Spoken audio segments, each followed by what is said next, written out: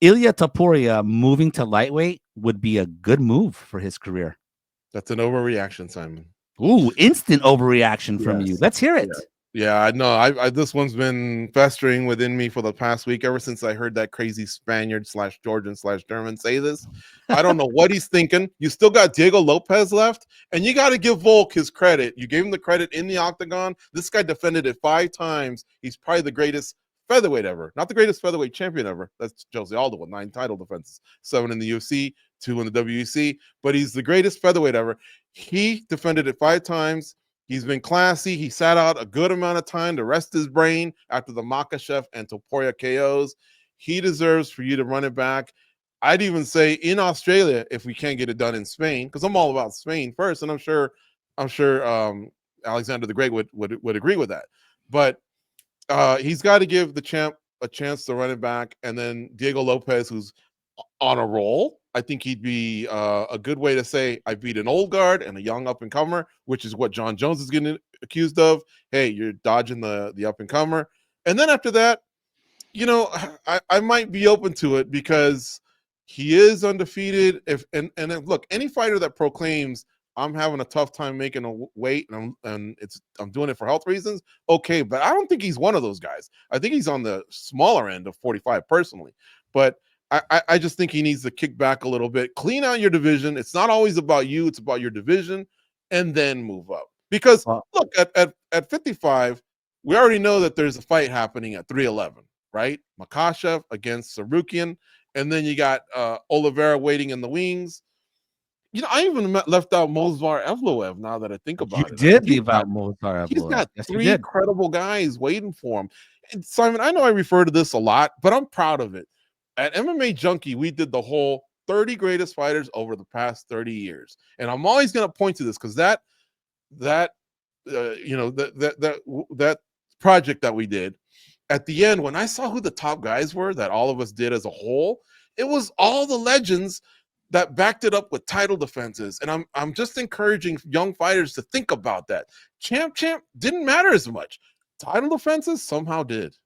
Right. Okay. So let me tell you where I'm coming from with this, George. All right. First of all, when you talked about Ilia Topuria and the weight cutting, I don't know if you saw, but his coach Jorge Clement did come out and say in an interview with Submission Radio that the real thing that he thinks is that Topuria hates the weight cut, that it's a tough weight cut for him, and that he doesn't like it. It takes a toll on him. But where I'm so I just wanted to correct you there on something that you said. Like, Okay. again, whether or not we're going to take that, that's what Clement said. But where I'm really coming from with this, though, and Ilia moving to lightweight, and why I think it's a good move for his career. Here's the thing. Here's what I think. Topuria just did the greatest thing that he could do in this division in 1 calendar year. He knocked out the 2 of the 3 greatest guys in this division in Max Holloway and Alexander Volkanovski. What else can he do in this division that's going to ever top what he just did in his first year becoming champion and then defending it? Nothing. There's nothing else that he can do in this division. So from that he can perspective, go after Volkanovski's record for most title defenses. Or sure, sorry, he could. I guess it's even Aldo's.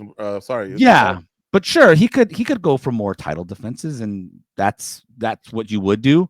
But if he's struggling with the weight cut, and he just had the greatest year that he could possibly have in this division, I think it's a good move for him to move to go to lightweight. Now, the other thing I'll say is that I appreciate that, unlike, let's just say, a Conor McGregor situation years back, where he beat Jose Aldo, and then instantly after that got a title shot.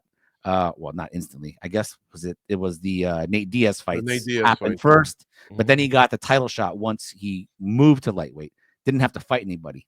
I admire the fact that this dude's calling out Charles Oliveira, that he wants a tough fight before he can fight for the title. I mean, I just think he's got a lot to prove in lightweight. I don't think he's got that much more to prove at featherweight, given what he just did. Again, the health issues trump all, in my opinion.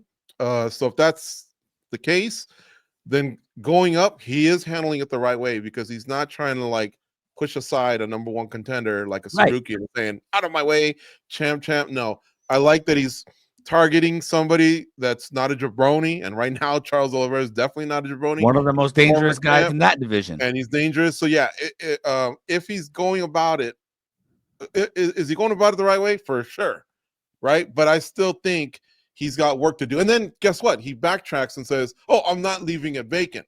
Well, what does that mean? You're trying to fulfill the whole champ thing if you're not leaving it vacant. And so what are you doing? You're stalling out a division that has guys that are gunning for you. One guy weighed in case one of you two didn't make weight. He's waiting for you. The champ is well deserving of a rematch. He never bitched about it that he didn't get it. He stepped aside, and then you got an undefeated fighter, Mozart Evloev, who's almost, I think he's either 20-0 or 19-0.